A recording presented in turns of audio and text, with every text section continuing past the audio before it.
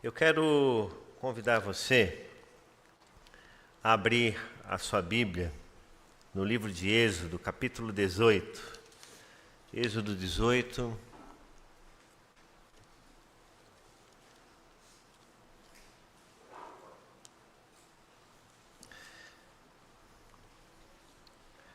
Na semana passada, nós falamos no culto da noite sobre o tema como integrar fé, trabalho e família. E hoje nós falaremos sobre a providência de Deus, trabalho e família. A partir do versículo 19 de Êxodo 18. Diz-nos assim o texto: escute agora o que eu vou lhe dizer.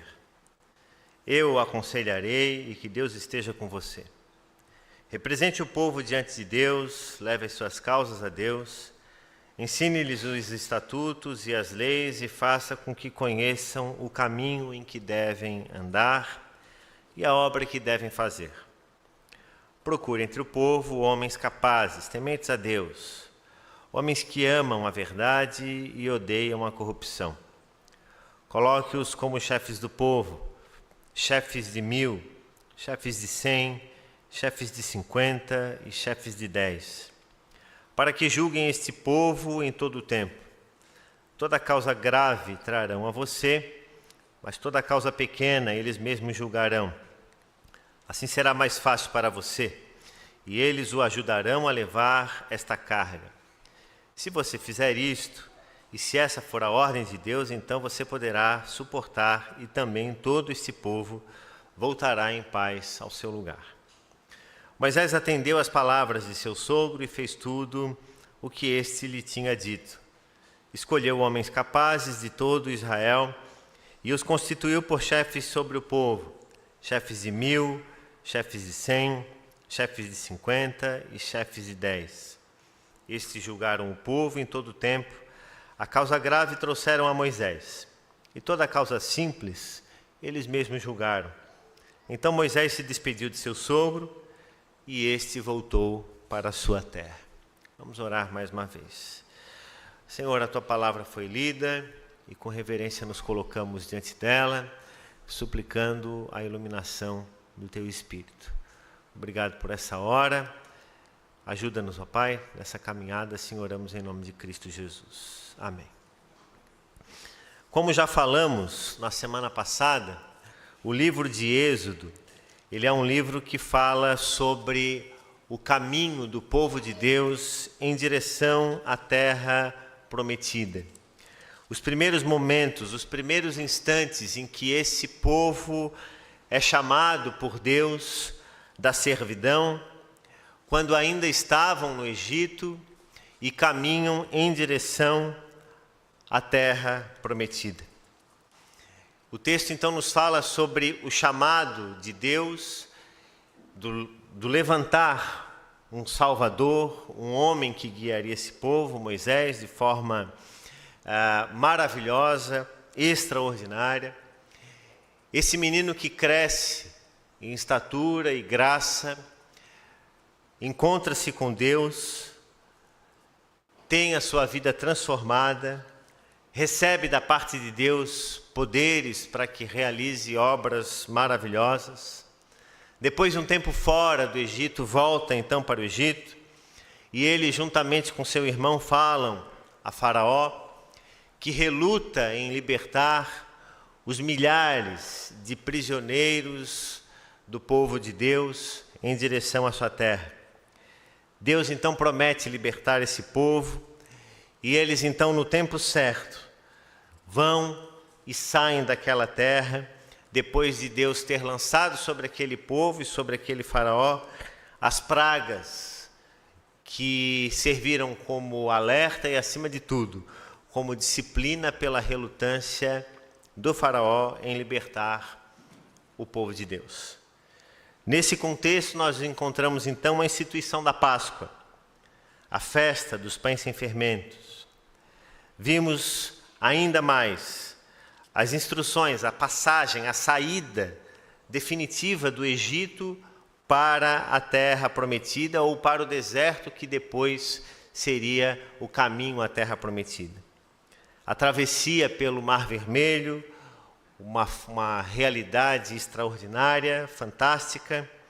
Os egípcios que são levados, o cântico de Moisés, o cântico de Miriam, as águas amargas que se tornam doces, Deus enviando maná no meio do deserto, Deus mandando as codornizes, a carne, o povo que reconhece a graça de Deus e recolhe o maná, tudo aquilo que se vê a partir desse caminho do povo de Deus, da terra da servidão à terra da liberdade. E chega num determinado momento, então, em que o povo ainda acampado em meio ao deserto encontra o desafio de lidar com as suas idiosincrasias, com as suas dificuldades, com as suas lutas, mas ao mesmo tempo o próprio líder Moisés de lidar com a sua distribuição do tempo. E foi sobre isso que falamos na semana passada, sobre a forma como distribuímos o nosso tempo. E hoje, de forma mais específica, eu gostaria de destacar sobre a providência de Deus, sobre o trabalho e sobre a família. Sobre como distribuir o nosso tempo, sobre como organizar a nossa vida, as nossas tarefas. E talvez você pergunte assim, bom, então o pastor é alguém que está com a vida toda resolvida e está tudo certinho, tudo em dia, e ele vai aqui fazer como os coachings fazem hoje em dia aí, né, que apresentam fórmulas mágicas e que daí é só abraçar e seguir e está tudo certo. Eu vou dizer para você que não, eu sou um aprendiz.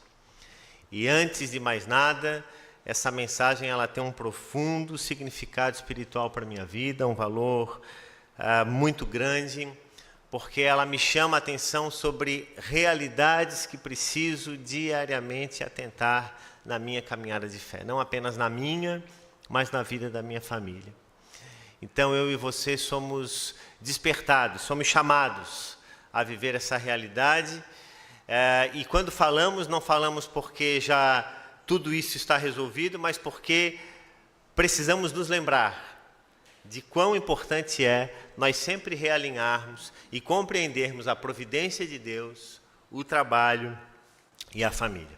E hoje, especificamente, eu gostaria de iniciar a reflexão citando uma frase que é atribuída ao fundador da Apple, o Steve Jobs, em que ele teria dito o seguinte: concentre-se naquilo que você é bom e delegue todo o resto. Concentre-se naquilo que você é bom e delegue todo o resto. Quando a gente vai estudar um pouquinho a história do Steve Jobs, a gente percebe, ele foi um dos fundadores da Apple, que ele deixou uma marca de genialidade e perfeccionismo. Não é à toa que hoje a Apple continua sendo uma das marcas mais importantes em termos de tecnologia no mundo todo. No entanto, nos primeiros anos de empresa, segundo o que a história fala, Steve Jobs ele era extremamente controlador em todos os aspectos, desde o design dos produtos até os mínimos detalhes das operações. E essa dificuldade que o Steve Jobs tinha de delegar tarefas e funções levou a muitos conflitos internos, até que ele então saiu da Apple em 1985. Steve Jobs saiu da Apple em 1985. Depois de afastado, muito tempo, ele aprendeu uma lição valiosa: organização do tempo. E enquanto ele estava fora da Apple, ele criou outras duas empresas, a Pixar e a Next. Anos depois, ele volta, em 1997, já com esse aprendizado, e ele aprende, então, segundo o que nos conta a história, a delegar, e é de onde surge essa frase em que ele diz: concentre-se naquilo que você é bom e delegue todo o resto. E uma das coisas que nós mencionamos na semana passada aqui é que quando nós não delegamos funções, e isso não apenas no trabalho, mas dentro da nossa casa, dentro do cotidiano das nossas ações, alguém sempre vai levar essa conta, alguém sempre vai fazer mais do que outro. Então, delegar funções é algo imprescindível. E perceba que muitas vezes, nós que estamos no cotidiano da existência, não conseguimos notar que estamos atribulados e sobrecarregados. Falamos na semana passada, inclusive, sobre a história de Marta e Maria, irmãs de Lázaro, amigos do Senhor. Marta andava inquieta de um lado para o outro, fazendo tudo, e Maria estava sentada, quedada aos pés do Senhor para ouvir a mensagem da palavra. E nós falamos que durante muito tempo, em muitos sermões e muitas mensagens, as pessoas normalmente criticam a postura de Marta, dizendo que Marta era uma ativista, quem sabe até uma workaholic, alguém que se preocupava apenas em fazer as coisas que estavam à vista. Mas eu penso que não. Marta não era uma pessoa mal intencionada. Marta era uma pessoa que só estava exagerando nas atribuições. Estava fazendo demais aquilo que ela poderia fazer de menos. E muitas vezes eu e você fazemos isso. Muitas vezes nós somos extremamente focados em determinadas coisas, acreditando que se nós fizermos muito determinada coisa, isso pode resolver a questão da nossa família, ou nossa, quem sabe. Marta, por exemplo, estava preocupada em servir ao Senhor, o que era importante, o que era necessário, mas de repente ela estava exagerando na medida, na dose. E aqui está o grande problema da nossa sociedade e dos tempos que a gente vive. As pessoas muitas vezes, elas erram na dose, na medida, na quantidade. Por isso que o equilíbrio para a existência, ele é fundamental. Na história de Moisés com seu sogro Jetro, a gente vê a mesma situação. Moisés simplesmente está fazendo aquilo que é a obra de Deus. Está trabalhando. Mas, de repente, ele deixou de lado coisas importantes, como, quem sabe, o convívio com a sua família, com a sua mulher e os seus 2 filhos. O sogro, então, vai ao encontro de Moisés, Jetro vai ao encontro de Moisés e diz: olha, você está trabalhando demais. E do jeito que você está fazendo as coisas, elas não vão dar bem. Você vai perder a saúde, você vai ficar mal. Você está deixando de dar ênfase, atenção e cuidado para aquilo que é essencial. Distribua o trabalho. E aí, então, é quando o Jetro diz: olha, vou te dar uma sugestão e você vê o que você faz com essa realidade. Distribua as atividades, as funções, e você julgará apenas as causas mais relevantes e importantes. Todas as outras, elas virão para você na medida da gravidade e da necessidade. Então nós aprendemos isso, que através do exemplo de Moisés, nós vemos que todos nós podemos estar sujeitos a isso, a fazer demais, a nos preocuparmos demais com determinadas tarefas quando nós não precisarmos. Uma das coisas importantes que esse texto ele nos traz, e falamos isso também na semana passada, é que a tradição reformada ela nos ensina que Deus governa todas as coisas conforme a sua vontade soberana. Deus não apenas criou o mundo, mas Ele continua dirigindo e governando com sabedoria e perfeição. O Salmo 103, versículo 19, diz que nos céus o Senhor estabeleceu o seu trono e o seu reino domina sobre tudo. Nos céus o Senhor estabeleceu o seu trono e o seu reino domina sobre tudo.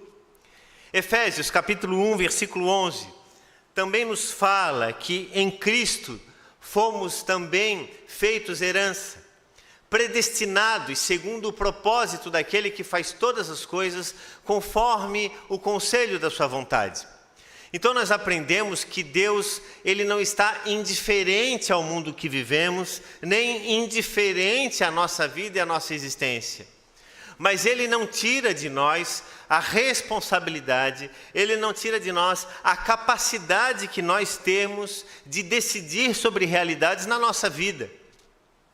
Sobre a administração do tempo, sobre o cuidado com o nosso corpo, sobre a nossa vida familiar.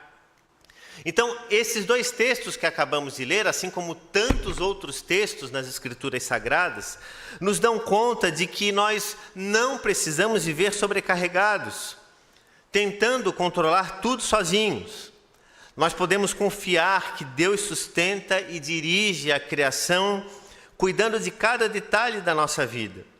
E é o que diz o apóstolo Paulo em sua carta aos Colossenses, capítulo 1, versículo 17, quando ele diz: Ele é antes de todas as coisas, nele tudo subsiste. Então, antes mesmo do problema que nós temos e que achamos ser muito importante, olhe para a existência anterior, para a existência do mundo antes de eu e você sermos. Deus já controla todas as coisas, dirige e governa todas as coisas. Nós somos apenas uma ínfima fagulha na história da humanidade, na história do mundo. Então a nossa preocupação exagerada, ela não leva muito, na grande maioria das vezes, a nada além senão de dores, de inquietações, de problemas que são trazidos para nós mesmos. E quando falamos em providência, nós podemos ainda citar o texto de Hebreus, capítulo 1, versículo 3, que diz: O Filho, que é o resplendor da glória de Deus e a expressão exata do seu ser, sustentando todas as coisas pela sua palavra poderosa, depois de ter feito a purificação dos pecados, assentou-se à direita da majestade nas alturas. Eu quero chamar a sua atenção para aquele ponto que diz: é a expressão exata do seu ser, sustentando todas as coisas pela sua palavra poderosa. Ou seja, Deus sustenta a minha vida, a sua vida, o mundo em que vivemos e o universo como um todo, através da sua palavra poderosa. E é nesse contexto, desse texto de Hebreus, que nós aprendemos 3 realidades. A primeira delas, que Cristo ele é o sustentador do universo. Essa existência contínua do mundo depende da ação constante de Cristo. O mundo não existe porque os grandes líderes mundiais se reúnem e resolvem poupar o mundo de uma catástrofe nuclear ou de uma grande guerra que vai destruir tudo. Nada acontece no mundo que não seja da vontade de Deus. E aí você vai dizer, inclusive as guerras, inclusive as tragédias, inclusive os grandes problemas, Deus dá ao ser humano a capacidade de decidir sobre coisas, mas também nos dá a potencialidade de saber separar o que é bom e o que é mal. Então nós não estamos apáticos e indiferentes no mundo, nós participamos das decisões, nós somos agentes da história, nós temos uma função importante na construção da história do mundo. Os seres humanos não são marionetes nas mãos de um Deus que coloca para onde eles vão ou o que eles devem fazer. A vontade de Deus ela é soberana, absoluta, mas Deus não tira de nós a responsabilidade de fazer aquilo que devemos fazer. Então, Ele é o sustentador do universo, Ele é o criador de tudo, e Ele mantém todas as coisas funcionando perfeitamente bem, mas não exclui a nossa responsabilidade daquilo que devemos fazer.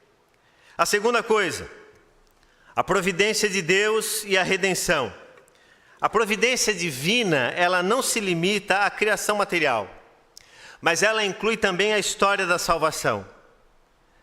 Deus controla e governa o mundo de tal forma que tudo contribui para a execução do seu plano redentor. E é isso que o apóstolo Paulo falou lá no início da sua carta aos Gálatas, que Cristo ele veio na plenitude dos tempos. Então todas as coisas que acontecem na nossa vida, acontecem na maneira e da forma como devem e quando devem acontecer. Terceiro lugar, a soberania de Cristo. A sua posição de governo indica que ele está ativamente reinando e conduzindo a história para o desígnio de Deus. Isso nos dá a segurança de que nada foge do controle divino. Deus não é surpreendido pelas ações humanas. Deus não é surpreendido por coisas que homens e mulheres façam. A palavra de Deus nos fala que nenhuma palavra nos vem à boca que Deus já não soubesse de que ela viria. Então Deus não é surpreendido com as nossas ações, nem com as ações dos piores homens que existam ou que já existiram no mundo. Mas, como disse, nós temos uma responsabilidade solene e importante de cuidar do mundo que vivemos. Por isso que nós cuidamos do mundo que vivemos. Por isso que eu e você cuidamos da nossa casa. Por isso que eu e você devemos cuidar das nossas finanças. Por isso que eu e você devemos cuidar da nossa saúde. Por isso que eu e você devemos cuidar dos nossos filhos. Por isso que eu e você devemos cuidar do mundo que vivemos, do lixo que produzimos, da ordem na rua, das coisas mais básicas, porque isso faz parte dessa delegação que Deus nos deu, dessa função que Deus nos deu de cuidarmos do mundo onde vivemos, assim como Deus fez isso com Adão no início de todas as coisas. Então percebam, a providência de Deus, ela é fundamental. E quando nós olhamos para a providência de Deus, nós aprendemos que podemos confiar no Senhor o nosso trabalho e a nossa família. Observe então através do conselho de Jetro, versículos 19 ao versículo 23. Jetro sugere uma solução prática. Delegue funções, responsabilidades. Moisés estava sobrecarregado e precisava, antes de mais nada, aprender a confiar nos outros. E acreditem, irmãos e irmãs, trabalhar com os outros é refletir a comunidade com Deus, a comunidade em Deus. E nós vamos iniciar um ano aqui de 2025 com muitas funções, com muitas atividades. E nós temos muitas coisas a serem feitas. E nós não somos chamados a fazer tudo. Nenhum pastor da igreja é chamado, nem os pastores da igreja são chamados a fazerem tudo. Por isso nós delegamos funções. E delegar função não é apenas dividir a carga, mas é também capacitar os outros e reconhecer que nós não precisamos carregar tudo sozinhos. Deus governa todas as coisas e usa, assim como usa você, Ele usa pessoas ao redor para fazerem coisas também por você e para você. Então pense em quantas coisas você de repente faz porque diz, não, isso é algo que só eu posso fazer. E existem coisas que de fato só você pode fazer. Mas quantas dessas coisas que você só pode fazer, de repente você poderia delegar, dividir com outras pessoas. Isso pode se dar tanto no trabalho, na nossa atividade secular, quanto no nosso cuidado doméstico, na nossa casa, no nosso dia a dia. A Bíblia nos ensina de que quem busca a sabedoria também aprende a compartilhar. E diz a palavra, Provérbios 15, 22, onde não há conselho, fracassam os projetos, ou sem conselhos, os projetos fracassam, mas com muitos conselheiros, há sucesso. A Igreja Presbiteriana do Brasil ela é uma igreja reconhecida por ser uma igreja com um sistema representativo. Então nós temos as igrejas locais e os membros da igreja se reúnem e escolhem os presbíteros, que são os líderes locais, e os pastores. Esses presbíteros eles se reúnem no presbitério junto com os pastores e formam um concílio. Da reunião desse presbitério surgem os outros presbitérios que formam os sínodos. E da reunião dos sínodos formam o Supremo Concílio. Ou seja, porque no nosso sistema de governo, no sistema presbiteriano, nós aprendemos e entendemos isso desde a época que eu frequentava o seminário e desde a mais tenra idade, de que a igreja ela aprende a dividir funções e tarefas. Por isso que nós temos dentro da igreja o trabalho da SAF, que é a Sociedade de Senhoras, a UPA, adolescentes, o MP, homens, o MP jovens, o PH homens. Esse ano nós vamos iniciar o trabalho de homens aqui na igreja. já estamos pensando nisso, trabalhando com isso. E aí você tem encontro de casais, coral. Perceba a diversidade de atividades e funções que nós temos. Se cada um de nós olhar para a função que recebeu de Deus e fizer bem feito o que deve ser feito, a igreja só tem a crescer. A igreja só tem a prosperar, porque nós estamos entendendo que cada um tem uma função e um papel importante. E a função que você tem, ela não é menor do que a de outros. Acredite, a sua função ela é primordial. Nós temos o conselho da igreja, que cuida das questões administrativas. Nós temos a junta diaconal, que cuida das questões patrimoniais. Então, são pequenos detalhes que formam a igreja. Então, esse ano, quando você iniciar as suas atividades na sociedade interna, no grupo que você está frequentando, ou na atribuição que você tiver, pense com cuidado, com amor, com dedicação para esse trabalho que o Senhor te confiou. E faça com todas as suas forças, porque ele é fundamental. Se você estiver encontrando dificuldade para resolver qualquer coisa que seja, na sua vida, no seu departamento, na sua atividade, seja ministerial, na comunidade local, na igreja onde você está servindo, como também na sua casa, na sua família, procure pessoas, busque conselhos. Mas é importante que você busque conselhos bons, porque hoje em dia também a gente vive numa época em que a quantidade de maus conselhos, que vem inclusive às vezes pela internet e por outros tantos meios, são muitas. E confie no Senhor, descanse no Senhor. Veja o que diz Provérbios capítulo 3, versículo 5. Confie no Senhor de todo o seu coração e não se apoie no seu próprio entendimento. Vamos repetir juntos essa frase, esse versículo, todos juntos. Confie no Senhor de todo o seu coração e não se apoie no seu próprio entendimento. O que Moisés estava fazendo naquele momento era apoiando a sua existência, o seu coração no seu próprio entendimento. Então ele estava tão focado naquilo que ele devia fazer, naquilo que ele achava que devia fazer, que ele deixou de lado a esposa e os filhos.